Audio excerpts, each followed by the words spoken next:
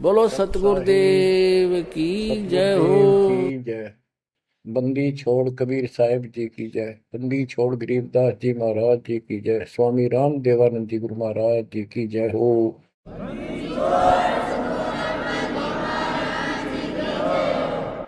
सर्व संतों की जय, सर्व भक्तों की जय, धर्मी पुरुषों की जय। श्री काशी धाम की जय, श्री सुडानी धाम की जय, श्री क्रोथा धाम की जय, श्री बरवाड़ा धाम की जय। सत साहिब। ग्रीव न्योली नाद सुभान गति, लड़े भुजंग हमेश, जड़ी जानो नाम जगदीश है, विष नहीं व्यापै शेष। संत गरीबदास जी महाराज परमात्मा से प्राप्त अध्यात्म ज्ञान को कितने सुंदर तरीके से प्रमाण के साथ पेश करते हैं कि परमेश्वर कबीर जी का जो नाम है ये ऐसा जबरदस्त है। कबीर साहब ने बताया कि कबीर जैसे पनपति मंत्र सुन, रख पुन सुकोड़े, ऐसे बीरा मेरे नाम से, गल चले मुंह मोड़े। ये तो कबीर साहब ने स्वयं बताया। जैसे फनपति सर्प और गारुड़ के मंत्र को सुनकर उससे इतना डर जाता है कि अपने फन को इकट्ठा करके भागने की चेष्टा करता है, ऐसे मेरे नाम से, कबीर नाम से, उस सच्चे मंत्र से यू काल चले मुंह मोड़, ऐसे काल दूर भाग जाता है। गरीबदास जी कहते हैं, यम किंकर कर जोड़ चले तिस देख रे, धर्मराय के अंक मिटावे लेख रे, जीव जुनी नहीं जा बाठा डह गही, दर्ग मंज हजूर पकड़ छे की बही। गरीबदास जी आंखों देखा परमात्मा की शक्ति का वर्णन करते हैं कबीर जी का, कि उनको देख कर यम के दूत हाथ जोड़ के और दूर चले जाते हैं। और फिर परमात्मा ने धर्मराज के दरबार में जाके मेरी बही निकाली। बही, वो बुक, वो पैड जिस पे अकाउंट लिखा था। और परमात्मा ने कहा ये मुझे दो, ये मेरा भक्त हो गया, इसने मेरी दीक्षा ले ली। वह पैड पाट दी दाता ने वहीं पर और फेंक दी कूड़े में। दर्ग मंज हजूर पकड़ छे की बही, जीव जूनी नहीं जा बाठा डह गई। कि कबीर साहब ने जिसकी बाह पकड़ ली, जिसका हाथ पकड़ लिया, जिसको शरण दे दी, वो जीव 184 प्रकार की योनियों में नहीं जाएगा। बाँ ठाडे गही, ठाडे, ठाडा मीन तगड़े, समर्थ, शक्तिशाली ने हमारी बाह पकड़ ली, हमें शरण दे दी। ठाडे की परिभाषा थोड़ी सी बताता हूँ आपको, क्योंकि बच्चों कोई भी हम प्रसंग सुनते हैं उसके साथ उसका जो लिंक होता है वो कथा का होना अति आवश्यक है, अन्यथा उसका कोई प्रयोजन नहीं रहता। काफी समय पहले की बात है, एक भक्त अब परमात्मा कबीर जी की शरण में था, संत गरीबदास जी के माध्यम से। और पुराने समय में खेती किसानी जो होती थी वो केवल वर्षा पर निर्धारित होती थी और कोई नहर नूर नहीं थी, ना उसका कोई पानी लगता था। बारिश हो जाती थी कुछ एक क्षेत्र में तो उसमें किसान अपना उसको संवार के बीज बो दिया करते थे। जमीन ज्यादा हुआ करती थी उसमें। उस भगत की बहन के क्षेत्र में वर्षा होगी, वहां से मैसेज आया कि हमारे यहाँ बारिश हो गई है और सभी खेत एकदम बाने योग्य हो गए, बोने योग्य हो गए हैं, हेल्प के लिए आओ। वो अपने बैल, अपना हल लेकर चला गया, उसको दूसरे खेत में भेज दिया। स्वयं उसका जो जीजा था, बहन का बटेऊ पति, वो अपने बैल लेकर दूसरे खेत में चला गया। जिस खेत में वो भक्त गया, दिन में हल चलाया, दोपहर के समय उसने रेस्ट देते हैं बैलों को, पेड़ के नीचे चला गया। फिर वहां देखा आसपास एक तालाब थी, छोटी सी तलैया जोड़ी, उसमें कुछ पेड़ पेड़ थे, पानी था। बैलों को पानी पिलाने चला गया तो वहां एक मंडी बनी हुई थी, यादगार सी, छोटी सी चबूतरा सा बना के। उस पे एक बेली गुड़ की रखी थी। बेली पहले 5 किलो का कट्ठा ही बना करते, वो विशेष कर चढ़ाने के लिए होता था, भेंट। अपने देवी देवताओं को किसान चढ़ाते थे, बोल देते थे पहले ही फसल का पहला वो 5 किलो ऐसे पीर का चढ़ाऊं। वो पीर की मंडी थी। तो वो जो एक का डला सा था मोटा, 5 किलो का, 5 शेर का, उसको उठा लाया वो भक्त। कुछ आप खाया, कुछ बैलों को खिला दिया। अपना काम करके शाम में घर पर आ गया, सो गया। रात्रि के 12 बजे के आसपास एक 4.5 फुट का, टोपी सिर पे, सफेद कपड़े, दाढ़ी, जैसे मुसलमान वेशभूषा हो, आके उससे 10 फुट दूर खड़ा होके और कहने लगा, तेने मेरा गुड़ कैसे खा लिया, तेरी हिम्मत कैसे पड़ गई, तो ठड्डे की शरण में है इसलिए बच गया, न तुझे मारता और तेरे दोनों बैलों को मारूंगा। मेरी पार नहीं बसाई, और कति लाल आंख कर रखी और बहुत गुस्से में था। यूं कह के वो चला गया। भगत को भी फिर थोड़ा सा एहसास हुआ, यूं के भला थी। बाकी इतना तो विश्वास था कि समर्थ की शरण में हो, इस तरह के कुतरुओं का कोई बहुत नहीं। फिर भी मन में था वही, कहते ये बात हुई तो हुई क्यों, ऐसा क्या कारण हो गया। उसने अपनी बहन से पूछा कि बहन, ऐसे ऐसे उस मंडी पे गुड़ चढ़ा रखा था आपके खेत में, किसकी वहां रखी है वो आपके खेत के बराबर में, जोड़ी पे, तालाब पे। तो उसकी बहन बोली, क्या बात हुई भाई, क्योंकि एक बेली चढ़ा रखी थी, किसी ने गुड़ की ऊपर रखी थी, मैं उठा लिया। उड़ा कुत्ते खाओ उसने, मन बहला दी, खिला दी, कुछ आप खा ली। उसकी बहन बोली, रे के क्यों जुल्म कर दिया तेने, वो क्यों उठा लिया तू वहां से। रोड लागी नु सुनते ही भाई बोला, मेरी तो सुन ले सारी। वो एक इतने 4.5 फुट का, 4 फुट का आदमी होगा, और सफेद कपड़े पहन रखे, ऊपर टोपी, मुसलमान टाइप सा था, और मेरे से 10 फुट दूर खड़ा होगा, रात को आया। और यूं बोला, तेरी हिम्मत कैसे पट गई, मेरा गुड़ उठा लिया, तने खा कैसे लिया। मैं बोला, नहीं वो आप पे बोलेगा। ने बोला, तू ठाट देगी शरण में है, न तुझे मारू और तेरे दोनों गल मारू। ला ला के रखी थी, और नो कहकर चला गया वापस। वह भेड़ और फूट फूट कर रोने लगी, बोला, रे तो मेरा काला मुंह कराओ, के जवाब दो, मां ने न्यू शहरों से तने के वो एक गुड़ पाया खाने को। हमारे आप सारे गुड़ की कमी है यहाँ पर। बहुत बुरी तरह लगी रो, भाई बचा कुकर मेरा भाई। अपने पति ने भी लड़न लगी, तने क्यों भेजा ही उस साइड में, तो इन्होंने क्यों ना भेजा, तेने बताना चाहिए था इसको पहले। वो भाई बोला, है तेरी अब भी अकल पे पर्दा पड़ रहा, उतरा शेर हाथ जोड़ के गया। अरे नो क्या तू ठाट देगी शरण में, जात बच गया, न मारी न दो मैंने तो रोए जाओ पाछे थे। अरे मैं जिंदा जी रोने लग रही तो, पागल कहेंगी, इतनी भी अकल पे पर्दा पड़ गया तुम्हारे। मैं किसकी सुनूं पता है, मैं ये रिक्वेस्ट करूं थारे ते, तुम भी आ जाओ, ना इन भूतड़िया दिन डर डर मर जाओगे। तो बच्चों, यम किंकर कर जोड़ चले तिस देख रे। बच्चों, आत्मा फूट फूट गाती है, चारों युग में संत पुकारे, कूक क्या हम हेल रे, हीरे माणिक मोती बरसैया जग टूटा ढेर रे। ये डड़े चुगड़ की आदत पड़ गई है। यम किंकर कर जोड़ चले तिस देख रे, धर्म राय की बंद मिटावे लेख रे।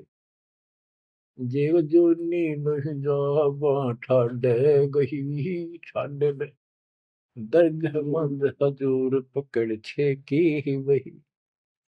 सुन मंडल सतलोक अगमपुर धाम है, धन बंदी छोड़ कबीर तुम्हारा नाम है। बच्चों, इस परम पिता के प्रेम में ऐसे गजब के ज्ञान, ऐसे समर्थ की शरण, आत्मा भावुक हो जाती है, रोका नहीं जाता। सो शुक्र मनाते हैं अपने गुरुदेव का, एक निछोड़, हे परम पिता कैसे शरण दिया, कैसा सुंदर राह बता दिया। नहीं या बिरान माटी राखो या भूतड़े, अरे न पूजे भी जाओ और दुर्गति भी जो कि न रहनी थी। और गीता कहती है भूत पूजोगे भूत पढ़ोगे।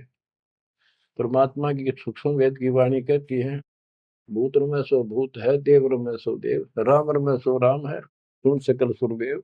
अब प्रश्न चल रहा है, कबीर जैसे फन पति मंत्र सुन, रख फन सकोड़े, ऐसे बीरा मेरे नाम से, काल चल मोड़े। पारक के अंकी अमर ग्रंथ की प्रथम वाणी है, गरीब नौल नाद सुभान गति, लड़े भुजंग हमेश, जड़ी जानो नाम जगदीश है, विष नहीं व्यापै शेष। जैसे एक नेवला होता है सारा 9 इंच का प्राणी, और वो 10 फुट के सांप को, सर्प को, भुजंग को मार देता है। कैसे मार देता, उसके पास एक ट्रिक है, उसके पास एक जड़ी होती है, एक नागदमन जड़ी होती है जंगल में, उसको सूंघता है, उसमें स्मेल आती है। वो सर्प को उस समय छेड़ता है जो वो जड़ी के आसपास होता है, वो झाड़ बोझड़ों के अंदर होती है। वो सर्प को छेड़ता है, सर्प ऐसे फन उठा लेता है, और वो जाके एकदम वहां जड़ी श्वास में भर लेता स्मेल, और आके उस सर्प के सामने सो के थोड़ी सी दूरी से छोड़ देता है। जिस दर से हवा चल रही हो सर्प की तरफ जा रही हो, उस साइड में हो जाता हो।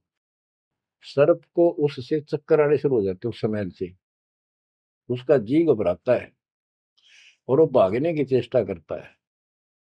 नेवला फिर उसके गर्दन पे बैठ जाता है, मुंडी पे पीछे के, और वहां मुंह के ऊपर फिर वो स्मेल छोड़ता ही रहता है।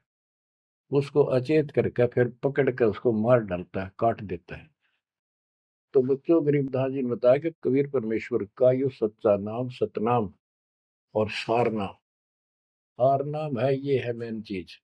सतनाम भी बहुत शक्ति हो जाती है इन दोनों के मेल से। जैसे दो जड़ियों को मिला दिया जाए, उसका कुछ अलग से स्ट्रॉन्ग दवाई बन जाती है, मेडिसिन।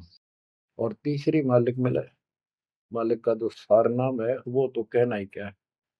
तो हमारा जो मोक्ष जो होगा इन सभी मंत्रों के जाप से होगा। ये हमारी साधना है, पूजा हमारी सार नाम है।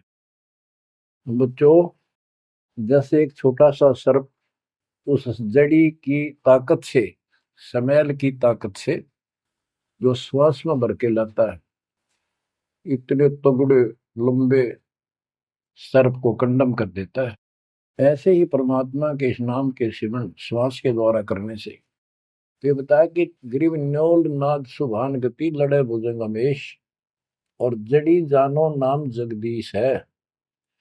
जगदीश सारी सृष्टि के मालिक का जो असली नाम है वो जड़ी है, वो नागदम जड़ी है।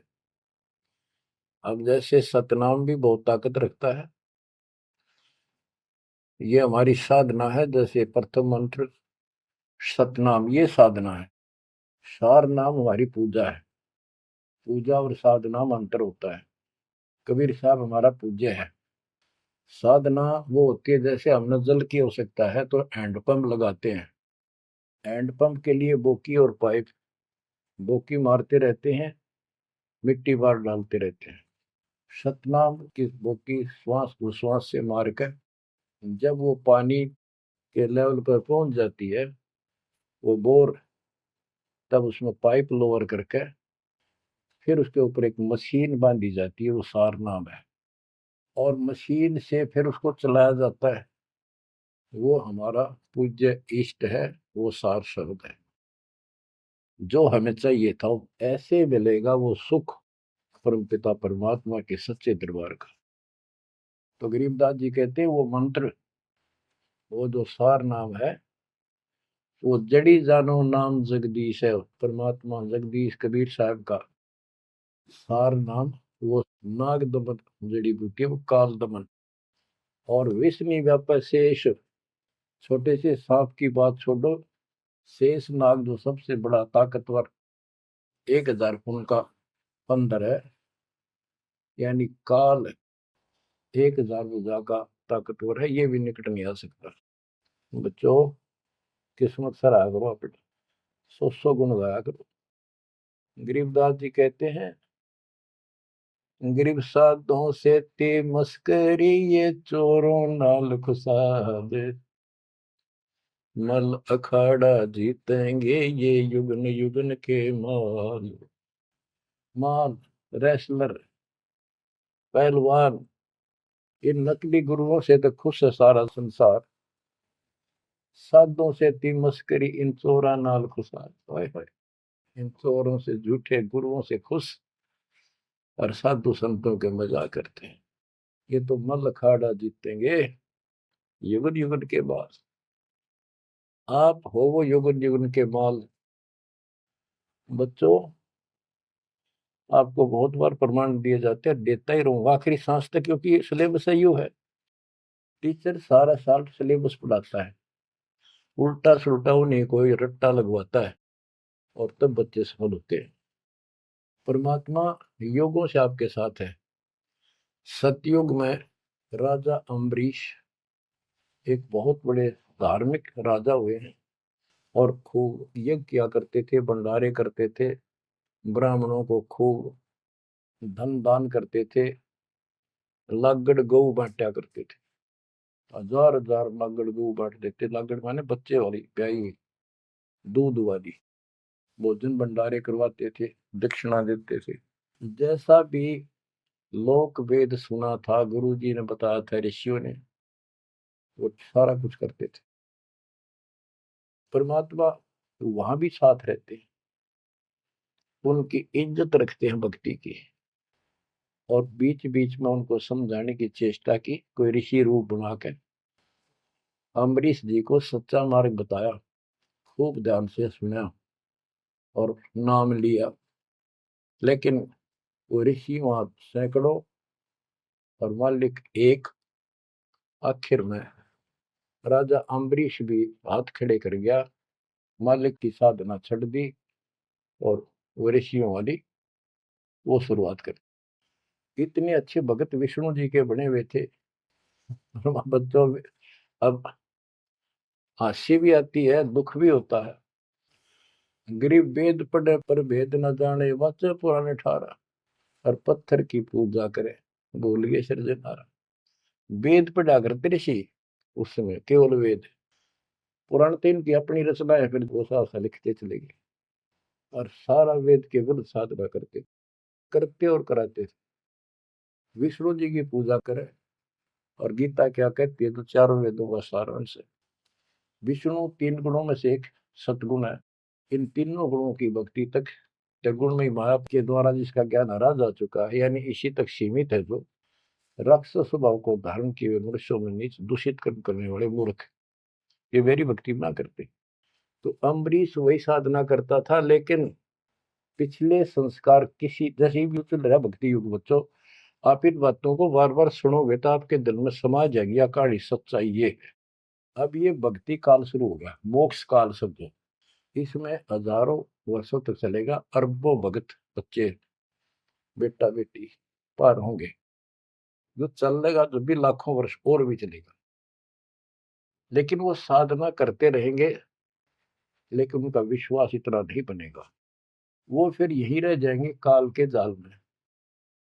उन्हीं में से फिर, क्योंकि उनकी भक्ति जबरदस्त है, शास्त्र अनुकूल है, अगले सतयुग में उन्हीं पुण्यात्माओं को काल जन्म देगा। उनको पहले ऊपर के लोकों में रखेगा। ऊपर के लोकों में, स्वर्ग में देवता हजारों लाखों वर्ष वहां रहेंगे। यानी एक कोल्लू के साथ चक्कर है, चैन है, चैन। उस चैन पर जैसे डाल देते हैं, ब्रह्मलोक में गए, फिर चक्कर काटते काटते विष्णु लोक, शिव लोक, सारे अपने कर्म फोड़ के भोग के खत्म करके, फिर भी उनके पुण्य इतने बच जाते हैं कि सतयुग में जन्म देते हैं उनको। और सतयुग में भी अच्छे पुण्यकर्मी फिर राजा बनते हैं। और वह भक्ति, ये वाली भक्ति कसक और वो शेष बची ताकत फिर भी साथ रहती है। और इस कारण से भगवान भी उनके साथ रहना पड़ता है। जो बच्चा गऊ की नजर में, यूं साईं को संत, भक्तों के पीछे फिरे भक्त वत्सल भगवंत।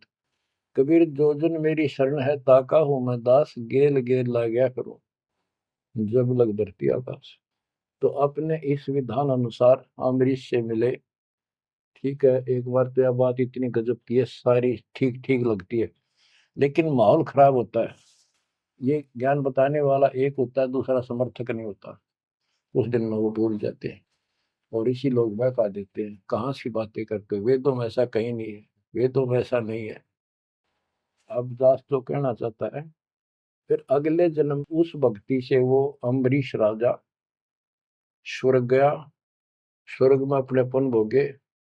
फिर त्रेता युग में फिर राजा जनक के रूप में वह आत्मा ने जन्म लिया। वहां भी खूब भक्ति करी, विष्णु के कट्टर पुजारी।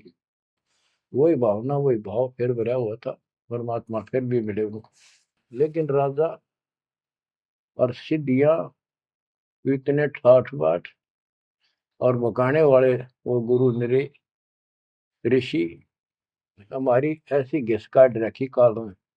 हम ऐसे मूर्ख बना रखे, थोड़ा सा भी सुख हो जाए, कोई प्रभुता कोई पद प्राप्त हो जाए, हम खुद भगवान बन जाते हैं।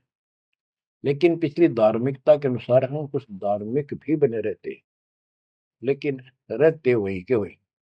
और अम्बरीश राजा इतने अच्छे भगत थे, पिछली सिद्धि शक्तिमान की वो भक्ति की सही थी। एक बार दुर्वासा ऋषि ने उनके ऊपर सुदर्शन चक्कर छोड़ दिया। दुर्वासा कहता था कि तू ये साधना छोड़ दे, मैं बताऊं वाह कर। अम्बरीश ने हाथ भर ली पर छोड़ी नहीं। अगली बार गया, उसने गुस्सा हो गया कि तू मानना नहीं मेरी बात, तेरा सिर काट दूंगा, इतना गुस्सा। सुदर्शन चक्कर छोड़ दिया। सुदर्शन चक्कर राजा अम्बरीश के पैर छू के और दुर्वासा ने मान खातिर वापस चाल पड़ा। दुर्वासा भागता फिरा, तीन लोक में कितने उसने गुफा नहीं मिली जरा बच जा, कुछ संरक्षक नहीं पाया। परमात्मा कबीर जी ने विष्णु रूप बनाया, एक सभा ला दी, 1 मिनट में के कर दी कर दे बोलो में। दुर्वासा ने देखा भगवान विष्णु बैठे, वहीं पहुंच गया और कंप पे डांक ठोक रखी, मन बचा लो भगवान, बचाओ मुझे, सुदर्शन चक्र मुझे मारेगा। परमात्मा बोले क्या गुस्ताखी कर दी, क्यों मार रहा है तेरे को। फिर वह सारी कहानी बता दी। भगवान बोले कि भक्ति के भाव से चलो, ये ताकत से नहीं चलता ये मार्ग। अपना ज्ञान दो, कोई मानने ठीक है, ना मानो मत ना मानो, मुझे बचाओ भगवान मुझे बचाओ। उसमें सुदर्शन चक्कर रुक गया, खड़ा हो गया दूर, भगवान की शक्ति से डर के देख के। तो दुर्वासा को विश्वास हो गया कि यहाँ बचाओ हो सकता है, माफ करो मुझे माफ करो। परमात्मा बोले अम्बरीश के पैर पकड़े, वो बचाओगा तुम्हें इससे, मैं नहीं बचाऊंगा। हाथ जोड़े, हे भगवान आपके दरबार में मैं नहीं बचूंगा, कहाँ भेजो हो दाता, मैंने तो रास्ते में मारेगा। बोला जा, वही जान बचेगी तेरी। अम्बरीश के चरणों में गिरा वो, जिसने 56 करोड़ यादव मार दिए थे एक में चलता है। तो कहते हैं अपनी देसी कहावत हमारे यहाँ, शेर न सोआ शेर, जरूर टकरा कर यही बकवाद करनी है ना। अम्बरीश के चरणों में मत्था टेका उसने, मेरी जान बख्शो महाराज, जान बख्शो, बख्श दो। अम्बरीश राजा बोले महाराज मैंने कुछ नहीं कहा, तेरा कर्म तुझे मिला। और वो सुदर्शन चक्कर हाथ से पकड़ लिया राजा अम्बरीश ने और ऑफ कर दिया, शांत हो गया। बोला ले जा तेरी तोब। और भक्ति के भाव रहना चाहिए इंसान। बच्चों, अम्बरीश राजा की इतनी महिमा होगी, ऋषि भी हैरान थे जो उनके गुरु लोग थे। वो नहीं छोड़ कहते, मन तू सुख के सागर बस रे, और न ऐसा यस रे। तू सुख के सागर बस रे, ये झूठे यशों में कुछ नहीं धरा। वह सतयुग में महिमा होगी, फिर राजा जनक बन गए। राजा जनक वही भाग्य बाबा नानक बने। जब एक सुखदेव नाम के बाल ब्रह्मचारी माँ के गर्भ से भक्ति ले रहे थे और आकाश में उड़ जाने की सिद्धि थी। उस हृदय की गांठ से पंसारी बन जाते ही है। अपने बराबर किसी ने नहीं समझा था। राजा जनक के पैरों में पड़कर स्वर्ग तक जाने का विरोध करवाया। वो मोक्ष तक वो दूर की बात है, वो तो मार्ग ही नारा है। गरीब सुखदेव ने 84 भुगती बिना पजावे खरगो, तेरी क्या बुनियाद परानी, तू पेंडा पंथ पकड़ो। के सुखदेव जैसे ऋषि जिसकी टूटी बोला करती, सारे देवता उसका सम्मान करते थे, बड़ा पहुंचा हुआ है, वो भी फिर 84 लाख योनियों में गया। राजा जनक से दीक्षा ली। पहले तो यूं कहता, मैं बाल ब्रह्मचारी ब्राह्मण ऋषि। जनक विदेही राजा भाई, कैसे शीश नवाऊं जाई। सुखदेव बोले, ज्ञान विवेक का हमने स्त्री का मुख नहीं देखा। राजा के 10,000 रानियां। तो गरीबदास जी कहते हैं, गोरख से ज्ञानी गणे सुखदेव जति जिहान। वो अपने आप को जति मान रहा था। और सीता सी वो बारिया संत दूर स्थान। संत के घर बहुत दूर है, इन बात तो नहीं भाई इसने ब्याह करवा रखा है, इसका न्यू हो रहा था, भाई संत कैसे हो सकता है। 10,000 रानी थी, फिर भी उस नकली थे तो भी अच्छा था राजा जनक। बच्चों, ये मूल ज्ञान है, ये निचोड़ है, निष्कर्ष है, ये तत्व ज्ञान है। और राजा जनक रूप में बहुत गणे यज्ञ किए, बहुत प्रमाण है पुराणों में। बहुत धर्म भंडारे लाए, यानी दूध वाली गाय वाटी साधु संत, तो वो धर्म पुण्य बन गए। अब देख काल कैसे ठगी करता बच्चों, सारे पॉइंट याद रखने पड़ेंगे। बेमतलब अपने धन ने खोया नहीं करते। राजा जनक और सुखदेव विमानों बैठकर स्वर्ग जान लग रहे। रास्ते में एक 12 करोड़ आत्माएं नरक में तंग पा रही थी, हाहाकार मचा रोवे। राजा जनक ने कहा, ये आवाज कहाँ से आ रही है चिल्लाने की, रोको मेरा विमान रोको। रोक दिया। उनको बताया गया कि यहाँ एक नरक है, उसमें 12 करोड़ आत्माएं जीव अपने कर्म दंड भोग रहे, पाप। राजा ने कहा, इनको छोड़ दो, इनको कष्ट ना दो। तो वहां जो उनके साथ गए थे देवदूत यमदूत, वो कहने लगे, जी यहाँ आपका हुक्म नहीं चलता, यहाँ का राजा धर्मराज है, उसके आदेश से सब कुछ होता है। बोला, या तो मुझे इस नरक में डाल दो, मुझे भी यहीं छोड़ दो, ना इनको निकालो। धर्मराज तक बात गई। धर्मराज जी वहां आए, बात सुनी। धर्मराज बोले, राजन, अपने अपने कर्मा का फल सब न भोगना पड़ता है, ऐसे नहीं कुछ हो सकता। तो राजा आकड़ गया। भाव यानी एक परमार्थी भाव, परमार्थ भी हिसाब का होना चाहिए, उपवाद में कोई परमार्थ नहीं चला गया कि मैं या तो मुझे यहाँ छोड़ दो या इनको साथ लो मेरे। तब धर्मराय ने एक विकल्प निकाला कि आप अपने पुण्य दे दो इनको, आधे या जितने चाहते हो उतने समय तक इनको आपके साथ वहां स्वर्ग में भेज देंगे। राजा ने 50% पुण्य दान कर दिए। सबको बिठा के 12 करोड़ आत्माओं को विमान में बिठा के और स्वर्ग ले गए। बच्चों, सुखदेव ने गलती करी नहीं, वो तो आज तक स्वर्ग में है। और वो राजा जनक ने आधे पुण्य खत्म कर दिए, बाकी के पुण्य में किला झाड़ के खा के खर्च के खो खंडा के बाबा नानक रूप में जन्मे। पहले राजा थे 2 जन्मों में, दुनिया भर के नौकर होते थे, और फिर हैंड टू माउथ हो गए, खुद नौकर लगे नवाब के मोदी खाने में, गोदाम में। अब बच्चों, अब हमने सावधानी न्यो भी बरतनी है, अपने नाम ने अपने भक्ति ने नष्ट नहीं करा, किसी के ऊपर भावुक हो गया।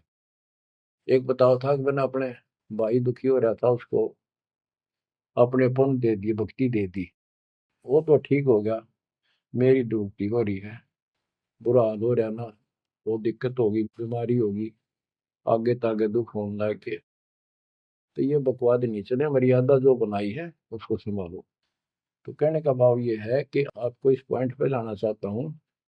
अब राजा जनक राजा थे, राजा अम्बरीश राजा थे वो बाबा नानक बने, खुद नौकर लगे के राजा के। अब यहाँ आकर हमारी बात टिकती है कि साधों से तीमस करिए चोरा नाल खुशाल, मल अखाड़ा जीतेंगे ये युग युग के बाद।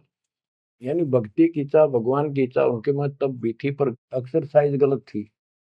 अब परमात्मा फिर मिले उनको आकर के। अब वो भौतिक धन में निर्धन थे, पर अध्यात्म धन के भरे पड़े थे। पिछले पुण्य गजब के थे भक्ति वाले। एक तो धर्म कर्म किए होते हैं वो, और एक होते भक्ति की शक्ति। वह न्यो की नो डटी थी उसकी, वो पुण्य खत्म कर दिए थे उसने। तो वो भक्ति उस कारण से परमात्मा फिर आकर मिले। अब वो हैंड टू माउथ था, सुन ली। राजा होता तो तब भी ना सुनता। तो बच्चों, आज आप से कितने निर्धन हो और कितने धनवान हो, आप उस मालिक के सच्चे बच्चे हो। पिछले जन्म जन्मांतर से आप भक्ति करते हुए आ रहे हो। अब परमात्मा ने अपना वो धन देखना है। कबीर सब जग निर्धना धनवंता नहीं कोई, धनवान वा को जानियो जहाँ पर राम नाम धन वही है। आपके पास वो राम नाम का धन भरा पड़ा है। और जैसे सुकुच मीन मिलता नहीं भाई, स्वाति सीप सब अड़ ही जाई। सुकुच मीन सतगुरु हो आया, जिन परमात्मा का भेद बता। जैसे सीप और मोती का उदाहरण दिया जाता है कि स्वाति भी मिल गई सीप को, ऊपर की बूंद, मोती भी बन गया। लेकिन एक सुख जमीन जब उसमें टक्कर ना मारे, उसने खुल नहीं, तो मोती माए गड़ गया और वह शीप भी मर गया। तो बच्चों, ये भक्ति धन थारा इब कभी नहीं गड़ मर जाता, सतगुरु ना मिलता था। तो अब आपका वो मोती सुरक्षित है। अब कहते सुख जमीन सतगुरु हो आया, जिन परमात्मा का भेद बता। तो बच्चों, फिर बाबा नानक को मालिक ऊपर लेकर गए और उनको वो सच्चा राह बताया। उसके बाद उनकी जिंदगी बदल गई। यानी पहले वकील हो रहे थे काल के, सुने नहीं थे। अब जो बाबा नानक जी हिंदू धर्म में जन्मे थे, खत्री गोत्र था, और भगवान विष्णु कृष्ण राम कुर्बान थे इनके ऊपर। गीता का पाठ ब्रजलाल पांडे से पढ़ा करते थे और गीता पढ़ते थे। दाता मिले तो खूब तर्क वितर्क किए। आखिर में बोले आखा वेखो तो मानो। तो परमात्मा ने आई विटनेस भी बनाने थे। बेई नदी सुल्तानपुर के साथ से बह रही है। सुल्तानपुर में बाबा नानक की बड़ी बहन ब्याह रखी थी। वह अपनी बहन के वहां रहते थे, नौकरी करते थे नवाब के। सुबह सुबह स्नान करने जाया करते थे उस नदी पे। वहां परमात्मा ने 2-3 मीटिंग करी। तीसरी बार जब आए, ने बोले आख्या देखो जो मानो। बात सारी समझ में आ गई। गीता बार बार देख ली, पढ़ ली, सच्चाई भगवान कोई और है। और चाव भी थे, पर पुराना ज्ञान और कोई नो समर्थक नहीं गया, बात सच्ची है। तो वो कहने लगे आखा देखो तो मानो। कबीर साहब और बाबा नानक जी परमात्मा समकालीन थे। बाबा नानक जी का जन्म सन 1469 में हुआ, 1469 में। और 1539 में वो शरीर छोड़ के गए। और परमात्मा जी 1518 में गए। तो 1469 से 1518 तक समकालीन थे। तब आंखों देखा सतलोक 3 दिन तक नानक साहब जी का शरीर कहीं और छुपा के उनकी आत्मा को लेके गए, फिर छोड़ा तीसरे दिन। उसके बाद तो दुनिया बदल गई उनकी। वो सब पूजाएं त्याग माल की शरण में आ गए। घर में विरोध, सारे समाज में विरोध है। उसके पिता भी बहुत दुखी हो गए, तो के पैदा हो गया हमारे, देवी देवताओं को ऐसा गलत बोलता है। तो बहुत परेशान हुए। लेकिन जब आंखों देख ली, कौन सुने किसकी। सूरवीर होते हैं संत, संत सिपाही और शेर पीछे नहीं हटते। तो बच्चों, सारा ज्ञान सत्संग से होता है। परमात्मा का और उस प्यारी आत्मा का, आत्मा और परमात्मा नानक साहब का सत्संग हुआ। सत्संग से बात स्पष्ट हुई।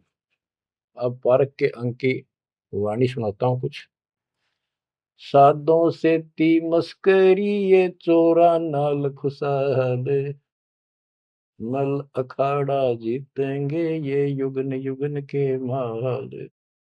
अब वो बाबा नानक युगन युगन के माल थे और वह जीते, डट के खड़े हो गए। फिर जब ज्ञान समझ में आ गया, सारा संसार मीराबाई थी युगन युगन की माल। सत्संग में जाना ना छूटे माँ, फिर जल के मरो संसार। तो बच्चों इस स्थिति में तो बनाना पड़ेगा एक दिन, जब जाता राजी होगा। और ये ज्ञान खुद देता है भगवान, और वो आत्मा जो इसको सुनकर कुर्बान हो जाती है, वो महान आत्मा होती है। गरीब अंश गवन करते नहीं, मान सरोवर छाड़, कौवे उड़ उड़ जात हैं खाते मसाहाड़। हंस और कौवे और बुगले सब पक्षी कहलाते हैं। हंस उस मानसरोवर को नहीं छोड़ता जहां उसका आहार मोती होते हैं, और कौवे वहां टेके नहीं, क्योंकि उन्हें तो जगह जगह जाकर मांस खाना, हाड खाड़े हाडों का मांस चाटना, किसी पशु के जख्म में चोंच मारना, ये कौवियों जैसी व्यक्ति के लोगों का स्वभाव होता है कि दुखी उनका अपना उल्लू सीधा हो, स्वार्थ सिद्ध हो, ताकि अगला कितना दुखी हो। ये कौवे जैसे जीव होते हैं। अब यहाँ बताते हैं, कबीर साहब कहते हैं, गरीब अंश गवन करते नहीं, मान सरोवर छाड़, कौवे उड़ उड़ जाते हैं खाते मांसाहाड़। गरीब मान सरोवर मुक्ति फल, मुक्ता हल के ढेरे, कौवा आसन न बंद जय भूमि दीन सुमेरे। गरीब कौवा रूपी बेक है, ना प्रतीत यकीन, 68 का फल मेटे करे भये दीन बेदीन। गरीब हंस दशा तो साध है, सरोवर है सतसंग, मुक्ता हलवाणी चुगे फिर चढ़त नवेला रंग। अब स्पष्ट कर दिया कि ये सत्संग जो है ये मानसरोवर है, और भगत साध ये हमारे हंस हैं। अब कौवे बुगले तो मेंढक मछली अड़ंगा कुवाड़ बकवाद करते हैं, और हंस केवल मोती खाता है। इसी प्रकार निर्विकार जो भगत आत्मा बन गए, बेटा या बेटी, वो हंस जैसे हैं। वो केवल मालिक की वाणी, परमात्मा की भक्ति और धर्म कर्म रूपी मोती खाते हैं, और फिर ये मोती खा के, यानी सत्संग वचन सुन के, फिर चढ़त नवेला रंग, एक अजब गजब रंग रंग जाता है उसकी आत्मा में। आत्मा इतनी मजबूत हो जाती है जैसे बाबा नानक की होगी, जैसे मीराबाई की होगी, ऐसी आपकी भी होगी, इस सत्संग से होगी। बच्चों, ये सत्संग मिला ही नहीं था अपने को आज तक। यह परमात्मा की कलम तोड़ कृपा आप पर देखो ना कितना लाग रही रहे। उस बालक ने, उस परमात्मा ने कि ये वो वचन याद कर लो, सतगुरु जो चाहे सो कर ही 14 कोट दूत जब डाली। ये जो चाहे सो कर लो, ये प्रमाण देख यो कर दिया। ऊत भूत चमत्रास निवार है, पर चित्रगुप्त के कागज पाने। पुण्यात्माओं, धन्य आपके माता पिता जिनसे जन्म, और धन्य आपकी किस्मत, धन्य आपकी पिछली करनी, और धन्य आपके इस समय को कि आपका जन्म किस समय में हुआ है। इस मालिक के प्रयत्न को, दास के इस प्रयत्न को हल्के में ना लेना। पुण्यात्माओं, उस दाता की अमर कथा आपके हृदय में भर रहा हूं, ये अमृतहार आपको करा रहा हूं। बच्चों, कुर्बान हो जाओ। समय पहचान दो, टाइम बार बार नहीं आता होगा आपका। ये संसारिक धंधे थे कर कर मर लिए, इनमें फिर भी पूरा ना पटता। इस मालिक की तरफ ध्यान ज्यादा दो, हर चीज में बरकत दिखा दूंगा, नारी नारी। परमात्मा आपको मोक्ष दे, आपको समय देश अनुभव रत्न, इस मानसरोवर बनाने का, आत्मा के मैल कटाने का सत्साई।